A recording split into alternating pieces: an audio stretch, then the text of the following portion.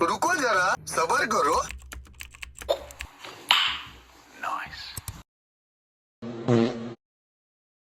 पहले शिया के मकतब को आप समझें, मैं अपनी मंजीनी शिया के हाथों ठुकवाना चाहता।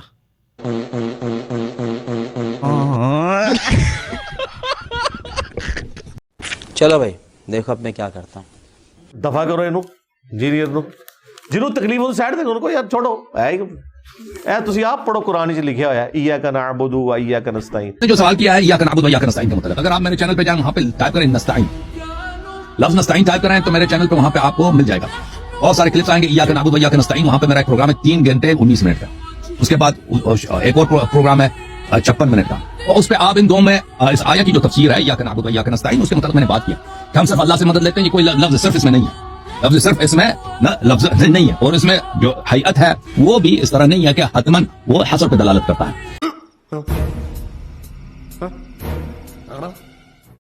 ये किताब है तफसीर कुरान अज़ीम, ये किताब है तफसीर समरकंदी, ये किताब है तफसीर कुरान अज़ीम लअबी अल-मुज़फ़्फ़र अस्समआनी, तफसीर अल-बग़वी, الجامع لأحكام القرآن الجزء الأول، किताब है البحر المحيط في تفسير القرآن الكريم। ये किताब सीबवई के हैं, किताब सीबवई।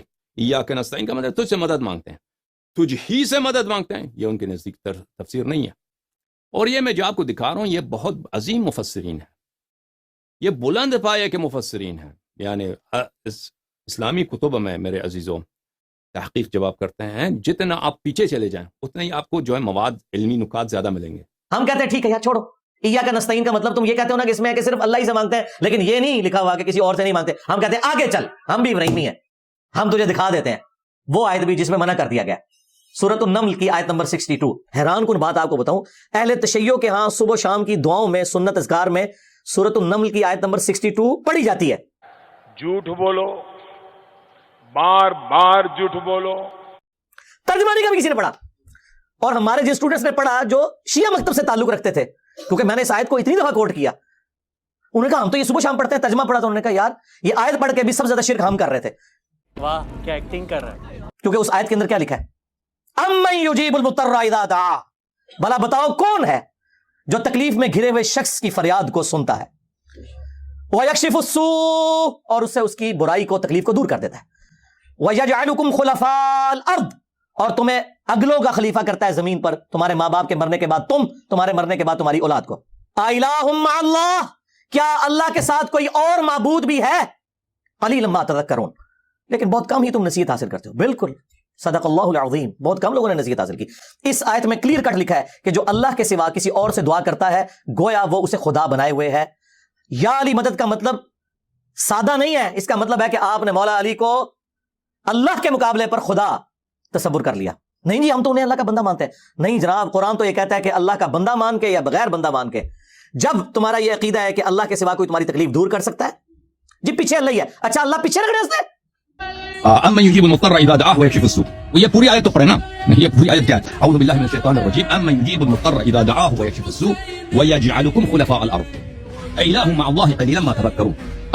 अल्लाह के अलावा कोई और है जो मुज़तर की, जो शख्स इमरजेंसी में है, जो शख्स बिल्कुल लाचार है, उसकी इजाबत करे, जब वो लाचार अल्लाह को पुकारता है, वह यक्शिफुस सू, और उसकी लाचारी को दूर करे, और वह यजअलुकुम खुलफाअल अर्द, और आपको खलीफे अर्ज़ बना दे, पूरी जमीन का बादशाह बना दे। इलाहुम अल्लाह, आया अल्लाह के अलावा कोई और भी इलाह है, कोई और खुदा है? क़लीलन मा तज़क्करून, कलील आप जिक्र करते हैं। ये जो आयत मुबारका है, अगर इसको आप जैसे जमात उमरिया के जो वहाबी हैं, सब मुसलमान तो उसकी तफसीर इस तरह नहीं करते, जो वहाबी हज़रात हैं वही तफसीर करते हैं कि अल्लाह के अलावा कोई और मदद को जवाब देने वाला नहीं है। ये तो आपको पता ही है, वो झूठ है। अल्लाह के अलावा और भी मदद को जवाब देने वाले है कि नहीं भाई? झूठ है कि नहीं भाई?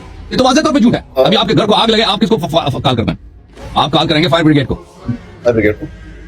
चोर चाकू लेके आ जाता है ना, आप किसको कॉल करते हैं? पुलिस को या पड़ोसी को कॉल करते हैं, बचाओ बचाओ बचाओ, वो आ जाता है, आपको हेल्प कर देता है। ऐसा नहीं हेल्प नहीं करता। अल्लाह के अलावा कोई हेल्प करने वाला नहीं है। अल्लाह के अलावा हेल्प करने वाले हैं मखलूकात, एक दूसरे की हेल्प करते हैं। आप बीमार होते हैं, डॉक्टर के पास जाते हैं, डॉक्टर आपको गोली दे देता है, आप मुफ्तर बेचारे। अल्लाह के अलावा और हेल्प करने वाले हैं, इसका इनकार करने वाला ये झूठा है। लेकिन उसको इसके उमूम पे ले लेना, अम्मन युजीबुल मुत्तर्रा इज़ा दआ, इस आयत को उमूम पे ले लें कि अल्लाह के अलावा लाचार की पुकार को जवाब देने वाला कोई नहीं है। پر ٹھیک ہے بھائی، پر ٹھیک ہے، سارے دنیا کے نظام مختل، آپ بالکل جو شخص اس آیت کو جیسے وہابی لیتے ہیں نا، اس کا عقیدہ رکھے اس طرح، وہ تو بالکل پاگل ہو جائے گا، کوئی اس کی بات کو نہیں مانے گا، اور کوئی نہیں ہے کہ اس آیت پہ اس طرح عمل کرے، اللہ کے علاوہ میں کسی کو نہیں پکاروں گا۔ چور آ جاتا ہے تو سب فوراً پکار لیتا ہے کہ بھائی چور ہے، پکڑ لو، مجھے بچاؤ۔ جب ڈوب جاتا ہے تو پکارتا ہے کہ آپ سن لیں بھائی، آپ کی بات ٹھیک ہے، یہ ظاہراً بندہ پکارتا ہے سر، غائباً ظاہراً پکارتا ہے، صحیح ہے، صحیح آیا لیکن عام ہے، آیا عام ہے جی۔ آپ اگر مانا لیتے ہو اللہ کے علاوہ کوئی نہیں ہے آپ کی پکار کا جواب دینے والا، تو آیا میں ظاہر غائب دو اس کی کوئی قید نہیں ہے، وہ آپ اپنی جیب سے لگا رہے ہو، ہم پھنس گئے ہیں، کیونکہ آپ پھنس گئے ہیں، آپ کے پاس کوئی چارہ ہی نہیں ہے، آپ کہتے ہیں ظاہر بات ہے، کوئی اگر آیا کا یہی مطلب ہے کہ اللہ تعالیٰ کے علاوہ کوئی کسی کا پکار کا جواب دینے والا نہیں ہے، تو اتنے لوگ گزرے ہیں تاریخ اسلام میں، صحابہ تھے، وہ پاگل تو نہیں تھے، صحابہ سب پاگل تھے بھائی، بیوقوف تھے، جب اللہ نے قرآن نازل کیا کہ ایاک نعبد و ایاک نستعین، اللہ کے علاوہ کسی اور کی مدد نہیں لے سکتے، اللہ کے علاوہ کسی اور کو پکار نہیں سکتے مدد کے لیے، اگر یہی مطلب ہوتا تو کسی کے ذہن میں یہ نہیں آیا کہ پیغمبر سے پوچھے بھائی، یہ تو اس طرح تو زندگی مختل ہو جائے گا، ہم زندہ کیسے رہیں گے بھائی؟ صحابہ نے اتنے سوالات کیے، کسی نے سوال نہیں کیا پیغمبر سے، اور پیغمبر کہتے ہیں کہ بھائی یہاں پہ زندہ مردہ کی فرق ہے، ظاہر باطن کی فرق ہے، اور مسئلہ بھی یہ شرک کا، مسئلہ بھی ہے کیا شرک کا کہ آپ مشرک بن کافر بن جائیں گے بھائی، یہ تو کوئی چھوٹی بات ہے تو نہیں نا، یہ چلتا گیا، آیا چلتا، کسی کے ذہن میں بھی یہ نہیں آیا۔ سنا 8ویں صدی میں 750 سال کے بعد 8ویں صدی میں ابن تیمیہ کو پتہ چل گیا کہ یہ شرک ہے، اور پاکستان میں اس کے جو جاہل ٹائپ کے جو مقلدین ہیں ابن تیمیہ کے، وہ ان آیات کو لیتے ہیں کہ بھائی یہ کفر ہے، لیکن یہ آیت جو ہے اس کا شان نزول، لیکن یہ آیت کا شان نزول جو ہے اس کا یہ خطاب خاص ہے اہل بیت طاہرین علیہ الصلوۃ والسلام کے لیے، یہ خطاب نہیں ہے سب مسلمانوں کے لیے، کیونکہ یہ ہے کہ لاچار کی لاچاری کو رفع کرتا ہے اور اس کو پوری زمین کا بادشاہ بنا لیتا ہے۔ یہ کون ہے؟ یہ تو یہ عام مسلمان تو نہیں ہے، ہم اور آپ تو نہیں ہیں، اور آپ جب دیکھیں زندگی میں مشکلات آتے ہیں نا، ہم بہت دفعہ ہوتا ہے انسان غریب بن جاتا ہے، پیسے نہیں ہوتے، یا کوئی اور مشکل میں پھنس جاتا ہے، دعا کرتا ہے، پھر وہ مشکلات رفع ہو جاتا ہے، ٹھیک ہے نا؟ جب مشکلات رفع ہوتی ہے تو اس کا مطلب یہ تو نہیں ہے کہ ہم زمین کے بادشاہ بن گئے، تو یہ کہہ رہا ہے کہ آپ کو خلفاء الارض بنائے گا۔ تو ملاحظہ فرمائیے اس کا جو اصل جو خطاب ہے یہ اہل بیت طاہرین علیہ الصلوۃ والسلام سے ہے۔ یہ کتاب ہے کتاب سلیم بن قیس ہلالی رحمہ اللہ، جزء ثانی، چاپ مقدسہ، یہاں پر حدیث 25واں حدیث میں، یہاں پر صفحہ نمبر 775 میں امیر المؤمنین علیہ الصلوۃ والسلام کا فرمان ہے، قال اللہ عز وجل اما يجيب المضطر اذا دعاه ويكشف السوء ويجعلكم خلفاء الارض، هذا لنا خاص اهل البيت، یہ آیت خاص اہل بیت علیہ السلام سے خطاب ہے۔ کون ہے وہ رب؟ کیا اللہ کے علاوہ کوئی اور بھی ہے جو مضطر کی پکار کو سنتا ہے، جب مضطر اس کو پکارتا ہے اور اس کی لاچاری کو رفع کرتا ہے، اس کو خلفاء الارض بنا لیتا ہے؟ پھر اللہ تعالیٰ کی جانب سے ایک وعدہ ہے، اہل بیت طاہرین علیہ الصلوۃ والسلام لاچار، پوری امت نے ان کی مخالفت کی ہے، پوری امت نے اجماع کیا ہے ان کے حق کو غصب کرنے پر، ان کے ظالمین، ان کے دشمنوں کی سپورٹ میں، اللہ تعالیٰ نے وعدہ دیا ان کو کہ ان کی اس لاچاری کو رفع کرے گا، ان کی اس کمزوری کو ختم کر دے گا، اور ان کو پوری زمین کا بادشاہ عطا فرمائے گا۔ یہ اس کا خطاب سب مسلمانوں کے لیے نہیں ہے۔ کتاب اتقان میں، الاتقان فی علوم القرآن میں، وہاں پہ پورا باب ہے کہ قرآن مجید میں ایسے آیات بہت ہیں کہ ان کا خطاب عام ہے، لیکن اس کے مقصود اس کے خاص افراد ہوتے ہیں۔ یہ الاتقان فی علوم القرآن جزء نمبر 1، چاپ دارالفکر، کتاب چھپی ہے سنہ 2008 میں۔ یہاں پہ ملاحظہ فرمائیے فی وجوہ مخاطبات، قرآن مجید میں جو خطابات ہیں اس کے اقسام ہیں۔ خطاب الثالث، اس میں خطاب نمبر 3 جو ہے خطابوں کے تیسرے قسم میں، یہ ہے خطاب العام والمراد به الخصوص۔ خطاب عام ہوتا ہے لیکن ظاہر میں وہ عام سب مخاطب ہیں، اما یجیب المضطر اذا دعاه ويكشف السوء، لیکن اس سے مراد سب لوگ نہیں ہیں، اس سے مخصوص افراد ہیں۔ اما یجیب المضطر اذا دعاه ويكشف السوء ويجعلكم خلفاء الارض، اس آیت سے وہی مخاطب ہیں جو ایک دن پوری زمین کے بادشاہ بنیں گے، اور ان کی خلافت بھی اللہ کی جانب سے ہوگی، اللہ ان کو خلیفہ بنائے گا، اور یہ سب اہل بیت طاہرین علیہ الصلوۃ والسلام۔ مزہ آیا، اور میں یہ جو مزہ ہے ہندوستان کے ہر ویکتی کو دینا چاہتا ہوں۔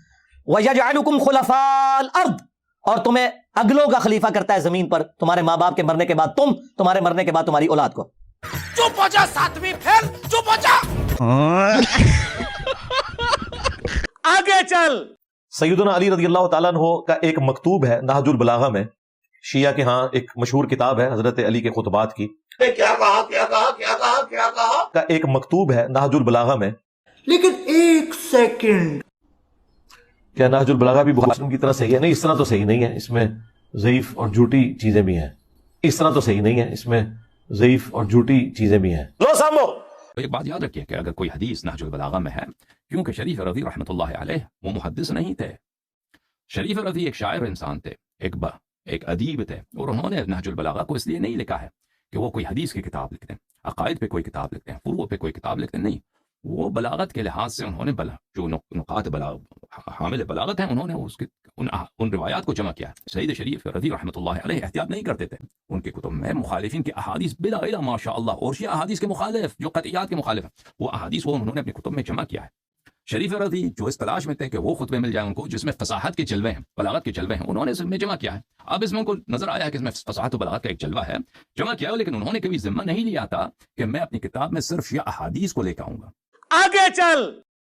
بعض روایتوں میں آیا اس طرح تبرانی کی کہ کچھ رجال الغیب جو ہوتے ہیں یا فرشتوں کے بارے میں آتا ہے کہ جن کی ڈیوٹیاں لگی ہوئی ہیں جنگلوں میں, تو تم یہ جب کہو گے کہ اللہ کے بندوں میری مدد کرو, تو وہ فرشتے اس جانور کو آنکھ کر تمہاری طرف کر دیں گے. تو یہ معاملہ بالکل ڈفرینٹ ہے. وہ تو ہم مانتے ہیں جس طرح کہ صحیح بخاری میں حدیث ہے کہ جب کوئی آیت الکرسی پڑھ کے سوتا ہے تو ایک فرشتہ صبح تک اس کے اوپر مامور ہو جاتا ہے حفاظت کے لیے. تو یہ تو ایک بالکل ڈفرینٹ چیز ہے, لیکن اس میں بھی نہیں ہے کہ آپ نے فرشتے کو پکارنا. لیکن اگر کہیں فرشتے کی ڈیوٹی لگی ہے, نبی علیہ السلام نے کہا ہے کہ جنگلوں میں ایسے ہوتے ہیں, تو وہ جنگلوں تک رہے نا, اب شہروں تک تو نہ رہے, وہاں پہ ڈیوٹی یہ آپ نہیں سن رہے. وہ فرما رہے ہیں کہ اگر حدیث میں یہ آیا کہ آپ ویرانے میں ہیں, آپ جنگل میں ہیں, تو پھر اس کا مطلب ہے کہ جب جنگل میں آپ فرشتے کو پکاریں گے نا تو یہ شرک نہیں ہوگا. لیکن جیسے ہی آپ نے جنگل سے یا ویرانے سے نکلنا ہے تو اب وہی جملہ آپ کو کیا بن جائے گا, شرک بن جائے گا, غیر اللہ کا. یعنی شرک کی آپ نے زندگی میں جب بھی شرک کی کبھی تعریف پڑھی ہوگی, کیا شرک کی تعریف جو ہوتی ہے وہ آپ کے مکان کے لحاظ سے ہوتی ہے کہ آپ اس جگہ کھڑے ہیں تو شرک کی تعریف؟ جماعت مخالفین انہوں نے خود نقل کیا ہے اور کئی طرق سے نقل کیا ہے کہ غیر اللہ سے مدد لینا, اور بہت سارے ان کے بہت بڑے اکابر نے فرمایا یہ حدیث مجرب ہے, یہ حدیث صحیح ہے. ان میں سے احمد بن حنبل ہے, ان میں سے حافظ ابن حجر اسقلانی ہے. ملاحظہ فرمائیے یہ کتاب ہے الکتاب المصنف فی الاحادیث والآثار, صفحہ نمبر 103 ہے, حدیث نمبر ہے 29,819. یہ سند ملاحظہ فرمائیے کس سے, ابان ابن صالح روایت کرتے ہیں. المعجب الکبیر للطبرانی حدیث نمبر ہے 10,518. یہاں پہ بریدہ روایت کرتے ہیں عبداللہ بن مسعود سے. کتاب ہے مسند ابی یعلا الموصلی, صفحہ نمبر 959, حدیث نمبر ہے 303, 5267, عبداللہ بن مسعود سے. ابان ابن صالح کی ہو گئی, عبداللہ بن مسعود کی ہو گئی, پھر عتبہ ابن غزوان کی ہو گئی. ٹھیک ہے نا, 3 سند. اب چوتھی سند, ٹھیک ہے نا. بہت سارے ان جماعت مخالفین کے کتب میں جائیے, کتاب ہے الازہار المتناثرہ فی الاحادیث المتواترہ, اس میں 4 سند کے ساتھ حدیث ہے تو اس کو اس نے متواتر بنا دیا. چوتھی سند لے لو, البحر الزخار المعروف بمسند البزار, صفحہ نمبر 181 ہے. یہاں پر عبداللہ بن عباس سے روایت کرتے ہیں کہ رسول اللہ صلی اللہ علیہ وسلم نے فرمایا اذا نفرت دابۃ احدکم او بعیرہ بفلات من الارض لا یرا بها احدا, اگر آپ کی سواری یا آپ کی اونٹ صحرا میں آپ سے بھٹک جائے, آپ سے بھاگ جائے اور آپ کو وہاں پہ کوئی نہ ملے, تو وہاں پر فلیقل, پھر وہ شخص صحرا میں آپ نہیں جانتے, پرانے زمانے میں صحرا میں گم ہونا یعنی موت. اگر صحرا میں آپ جاتے نا, یا آپ کی سواری مر گئی, آپ کے پاس اونٹ ہے یا گھوڑا ہے, مر گیا, ختم ہے, آپ ختم ہے. کیونکہ پھر آپ پیدل کتنے راستے جائیں گے, 3 گھنٹے 4 گھنٹے 5 گھنٹے, ایک دن جائیں گے. وہ صحرا اتنا لمبا ہوتا ہے, اس میں 1 ہفتے جانا ہوتا ہے, 1-2 ہفتے پیدل جائیں گے تبھی کوئی آبادی ملے گی. ٹھیک ہے نا. تو اکثر لوگ 3-4 دن پیدل چلنا بھی مشکل ہوتا ہے بہت سارے لوگوں کے لیے. تو صحرا میں اگر آپ کی سواری آپ سے بھٹک گئی, یا مثلا آپ یا تو انسان مر جاتا ہے, یا اگر مر نہیں گیا تو اس کا سامان ہے, وہ پھر اپنا سامان اپنے ساتھ نہیں لے کے جا سکتا. اس کا جو, کیونکہ اونٹ پہ اتنا سامان تھا, اونٹ میں ہی بھاگ گیا سامان کے ساتھ, یا اونٹ مر گیا, پھر اس کو نہیں لے جا کے سکتا. وہ یعنی خسارہ ہوتا ہے انسان کا, مالی خسارہ ہوتا ہے, یا جان بھی جا سکتی ہے. تو بہرحال اگر آپ کی سواری یا آپ کی اونٹ صحرا میں بھٹک جائے اور وہاں پہ کوئی آپ کو مدد کرنے والا نہیں ہے, تو اس طرح کہہ دیں اعینونی عباد اللہ فانہ سیعان, اے اللہ کے بندو, غیبی بندوں کو بلاؤ, اللہ کے غیبی بندوں کو پکارو, میری تم معاونت کرو, پھر اس کی معاونت ہوگی, پھر اس کی مدد ہوگی.